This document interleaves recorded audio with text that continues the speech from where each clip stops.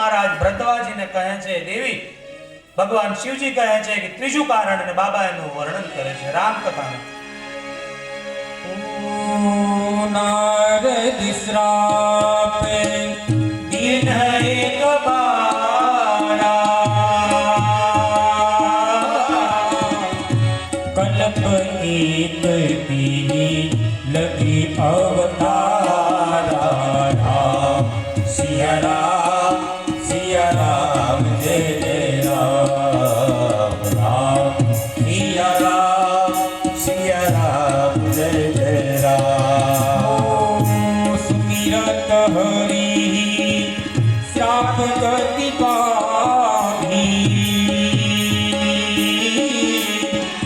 સહજ વિમલ મન લાગી સમાધિ રામ સિયા રામ જય જય રામ રામ સિયા રામ જય જય રામ. મુનિ ગતિ દેખી સુરેશ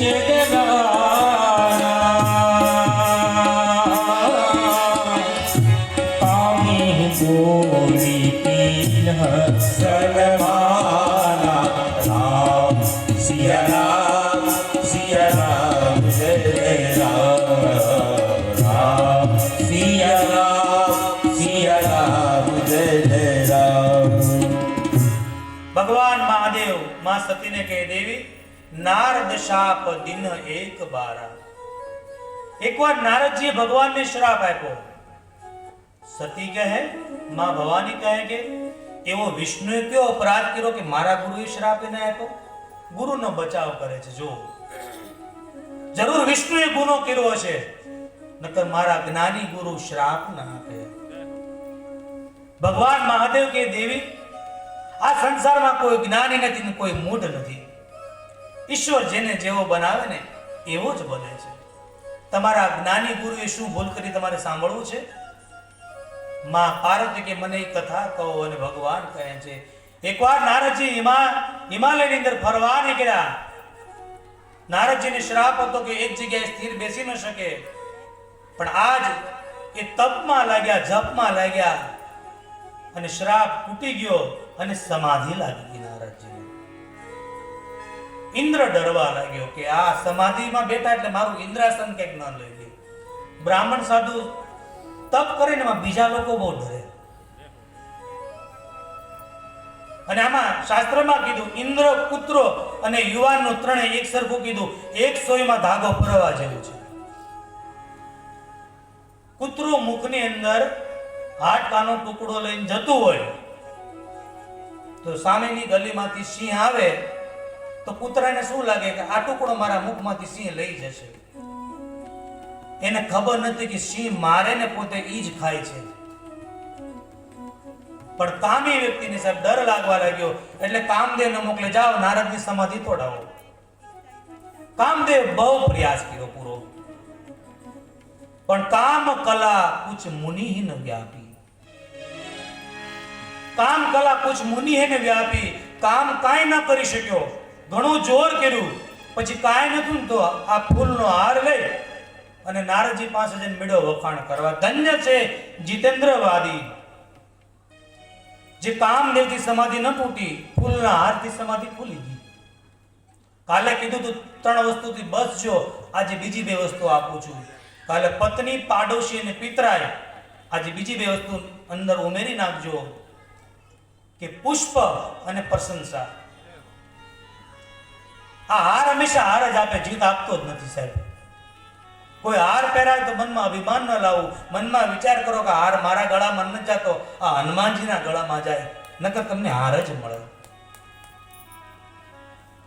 અને પ્રશંસા કરી નારદજીની આંખ ખુલી ગઈ. ત્યારે નારદજીને ક્રોધ કરવો જોઈએ, પણ ભયઉન નારદ મન કસુ રોષા. ક્રોધ ન કર્યો.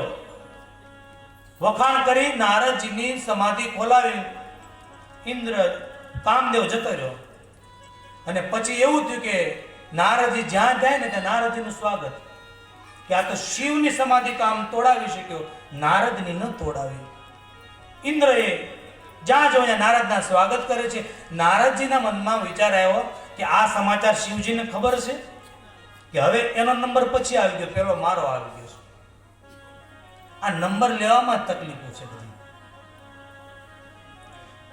કૈલાસમાં જાય કે મહાદેવ કઈ ખબર છે તમને? મહાદેવ કે અહીંયા કોને ખબર હોય, અહીંયા ખબર દેવા આવે પાછા કોઈ જાતા નથી. કે કામદેવ મારી પાસે આવ્યો, તમારી સમાધિ તોડાવી શક્યો, મારી ન તોડાવી શક્યો. શિવજી કહે કે આપ બ્રાહ્મણ છો, સંત છો, પણ શિવજીનો થોડોક ચહેરો બદલી ગયો, કારણ કે શિવજીએ વિચાર કર્યો કે બ્રાહ્મણ આવે ને તો રામ કથા સાંભળવા મળે. નારદજી તો કામ કથા ચાલુ કરી. પણ શિવજીએ કીધું, નારદજી આ તમે જે મને વાત કરી છે ને, આ વૈકુંઠના વિષ્ણુને નહીં કહેતા. નારદજી નીકળ્યા, પણ નારદજીને એવું થયું કે શિવજી મારી ઈર્ષ્યા કરે છે, હું એનાથી આગળ નીકળી ગયો ને. અને અભિમાની માણસને તમે જ્યાં ના પાડો કે તું અહીંયા હાલતો નહીં, ત્યાં જ હાલે. લખ્યું હોય કે અહીંયા થૂકવું નહીં તો પેલી પિચકારી ત્યાં જ મારે. ડોન્ટ સ્પીક મી. અભિમાની માણસનો નિશાની છે. અને નારાયણ નારાયણ કરતા જાય છે, અને મહાદેવ ના પાડી છતાંય ગયા. ક્ષીરસાગરની અંદર વિષ્ણુએ સ્વાગત કર્યું, પધારો પધારો. ભગવાનને કઈ ખબર છે કે ખાલી શું કઈ નવીન છે કે હમણાં કઈ બતાતા નથી? કે મારે ક્યાં સમય જ છે. શિવજીની સમાધિ તોડાવી શક્યો. કામદેવ મારા પગમાં માથું નાખીને જતો રહ્યો, હું શિવ કથા આગળ નીકળી ગયો. શિવજીએ ના પાડી, કામ કથા કહેવા લાગ્યા. થોડી વાર માટે વિષ્ણુ ભગવાને કીધું કે તમે બ્રાહ્મણ છો, સંત છો, બ્રહ્મચારી છો, કામદેવની શું તાકાત છે? આમ કહી થોડી વાર બેસાન પછી નારદજીએ વિદાય લે છે. પણ ભગવાનને કહેવું નહીં કે મારા ભક્તને અભિમાન આવ્યો છે. ઘણી વાર આપણે દુઃખી થઈ ત્યારે સમજો, ભગવાન આપણને સજા નથી આપતા, આપણો અભિમાન તોડાવવા માટે એ નિષ્ઠુર નથી બનતા. તમારા દુઃખ દૂર કરવા માટે તમને થોડો કંઈક સબક શીખવે છે. અને જેવા જાય છે તો ભગવાને કૌતુક કરીશું, 400 ગામનો પ્રદેશ રહેશો. શીલનિધિ આમ રાજા બેસાડ્યો, પોતાની લક્ષ્મીને કીધું એ વિશ્વ મોહિનીનું સ્વરૂપ લઈને ત્યાં બેસી જાય. નારદજીએ જોયું કે આ બધાય પ્રદેશ જોયા, આ નવીન છે કઈ. ત્યાં ગયા, આખું મંડપ સજાવેલો. શીલનિધિ રાજાએ સ્વાગત કર્યું, બાપજી આપ આવ્યા છો, કાલે મારી પુત્રીનો વિવાહ છે અને તમે એનો જોશ જોઈ લો. એ વિશ્વ મોહિની જે સાક્ષાત માં લક્ષ્મી હતી, એનો હાથ લઈ નારદજીના હાથમાં આપ્યો તો નારદજી હાથ જોવાને બદલે ચહેરો જોવા લાગ્યા અને બધું ઉલટું બોલવા લાગ્યા. આને પરણશે 14 લોકનો ભવનનો નાથ હશે, આનું મૃત્યુ નહીં થાય, આને જે પરણશે આને સમરાંગણમાં કોઈ જીતી નહીં શકે, બધું ઉલટું બોલવા લાગ્યા. પછી કીધું આપ આવ્યા છો તો રોકાઈ જાવ, કાલે આશીર્વાદ દઈને જાજો. નારદજી કે આશીર્વાદ દેવાની હું જ આવીશ પરણવા. નારદજી ત્યાંથી વિદાય લે છે. નારદજીએ વિચાર કર્યો કે આ વિશ્વ મોહિને હવે પરણવામાં કઈ વાંધો નહીં, શિવ પણ પરણી ગયા, મારે શું વાંધો. પણ હવે આમાં એક નારદને યાદ રહ્યું કે માથે શિખા છે, સફેદ વસ્ત્રો છે, હાથમાં વીણા છે અને ધોતી પહેરી છે. આમાં એક કે વિશ્વ મોહિની પરણશે નહીં, મને પગે લાગશે. આ રૂપમાં થોડાક પરણે કોઈ, આના માટે મારે રૂપ જોઈએ. વિચાર કર્યો કે આ 24 કલાક નારાયણ નારાયણ રટું છું, આ નારાયણ મારા કામના શું બીજા?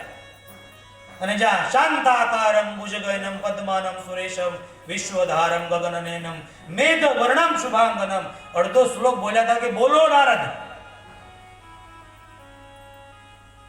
શું જોવે? જ્ઞાન જોવે, વૈરાગ્ય જોવે. નારદજી કે ઈ તો થંભ બાંધ્યા છે, પોટલા ને પોટલા પીડ્યા. તમારું રૂપ જોઈએ મારે. હવે રૂપ વેચાતું મળે ક્યાંય? તો કેટલા ના લગ્ન થઈ ગયા હોય, કોઈ કુંવારું જ ન રહે. અઠવાડિયું આપો ને, ગાંધીનગર જાન લઈને જાય, પછી આવીને દઈ દેવું, એવું હાલે? ભગવાને કીધું કે નારદ, ડોક્ટર પાસે દર્દી ન ખાવાની વસ્તુ માંગે તેને અપાય નહીં, તમારું હિત થાય હું તમને કરીશ. ભગવાન અંતર્ધામી થઈ ગયા. નારદજીને લાગ્યું મને રૂપ મળી ગયું, મોઢા પર હાથ ફેરવવા લાગ્યા કે હું વિષ્ણુ બની ગયો. અને એ જાય છે. નારદજીએ વિચાર કર્યો કે આ મોટો મંડપ છે, સૌથી આગળ જ બેસું એટલે વિષ્ણુ મોહિનીને જાજો પરિશ્રમ કરવાની માળા પહેરાવે લઈને હાલતો થાવ. જય સિયારામ. એમાં શિવના ગણો આ જોઈને કહે છે કે રાજકુમાર તો બહુ જોયા, પણ આ રાજકુમાર કંઈક અલગ છે. પૂછે છે કે હે રાજકુમાર, આપનું રજવાડું કયું છે? હવે શું કેવું આમાં? નારદજીને હતું કઈ ઘર? ગંગા કિનારો કેવો? નારદજી નીચું જોઈ ગયા અને વિશ્વ મોહિની હાથમાં વરમાળા પહેરાવી લઈને નીકળી. ભગવાન વિષ્ણુ પણ બેઠા છે પાછળ. અને જ્યાં વિશ્વ મોહિની ધીરે ધીરે આવે છે, નારદજીને સભામાં બેઠા બધાએ વંદન કરે, કારણ કે એને નારદ જ બતાણા બધાય.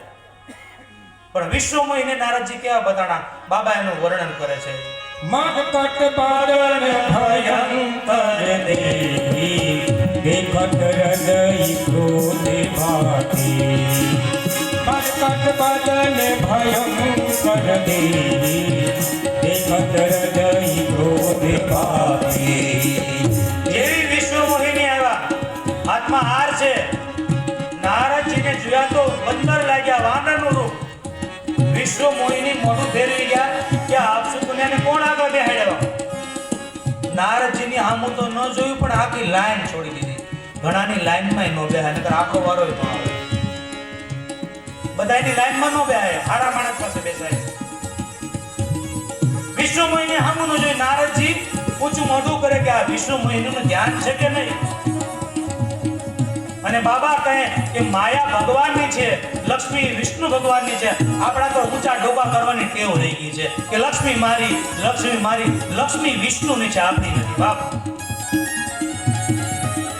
નારદજી ચારે બાજુ જોયે, ઓલા ગણો કે ચિંતા કરો મત, તમારી પાસે જ આવશે. નારદજી પણ કે આમ ક્યાં ગયા છે? અને ધીરે ધીરે પાછળ જોઈ અને ભગવાન વિષ્ણુના ગળામાં એને એ વરમાળા પહેરાવી. આખો સમાજ નારાજ થઈ ગયો અને ભગવાન એ વિશ્વ મોહિન લઈ અને ભગવાન જતા રહ્યા. નારદજીને ક્રોધ સમાણો. નારદજી આ શું? એ શિવના ગણો હતા. કીધું કે જો નારદજી હરીસો ન હોય ને તો બાર તળાવમાં મોઢું જુઓ કેવા લાગો છો. એ કે સંતની મશ્કરી કરો છો, જાઓ, આવતા જન્મે બંને રાક્ષસ થશો. નારદજી ક્રોધમાં જાય છે. આજે વિષ્ણુ નહીં કા નારદ નહીં, આ 24 કલાક નારાયણ નારાયણ કર્યું એનું આ ફળ. અને બન્યું એવું કે નારદજી જાતા હતા અને ભગવાન રથ લઈ અને એની પાસેથી હાલ્યા પાછા. એકલાની એ વિષ્ણુ મોહિની અંદર બેહાડેલા. નીકળી જાય તો વાંધો નહીં, પાછા કે એ નારદજી ક્યાં જાવ, હાલો મૂકી જાવ લે. અને નારદજીએ જોયું તો ઘોડાની લગામ પકડી અને કહે છે કે આજ મને ખબર પડી કે તમે કેટલા કપટી છો. જ્યારે સમુદ્ર મંથન થયું ત્યારે અમૃત દેવતાને આપી અને દાનવોને ઝેર આપી, પોતે લક્ષ્મી લઈ ગયા. તમે સારાને નરસો, નરસાને સારો બનાવો છો, પણ આજ તમને હું નહીં છોડું. અને ગાળોની ફફડાટી બોલાવી. આમાં લખ્યું છે. અને નારદ કહે છે માત પિતાને જેલમાં પૂરી, માત પિતાને જેલમાં પૂરી. નંદ ઘેર આનંદ કરે, કૃષ્ણજી ગારો કોણે ભરોસ કરે. કૃષ્ણજી તારો કોને ભરોસો કરે. માતે પિતાને જેલમાં પૂરી, માત પિતાને જેલમાં પૂરી. નંદ ઘેર આનંદ કરે, કનૈયા તારો કોણે ભરોસો કરે. કનૈયા તારો કોને ભરોસો કરે. સારાને નરસો, નરસાને સારો કરો છો તમે. લક્ષ્મીજી કે આ પ્રભુ ક્યારનો ગાળો? એ કે 100 ગાળ તો તમારો સાંભળવાનો નિયમ છે, પણ હવે વધતું જાય છે. ભગવાન કે દેવાજુની સ્તુતિ બહુ સાંભળી મોઢેથી. અને રામચરિત માનસ કે સ્તુતિ સાંભળવાની ટેવ હોય તો પાછળ ગાળોની સાંભળવાની ટેવ રાખજો, નિંદા સાંભળવાની ટેવ રાખજો.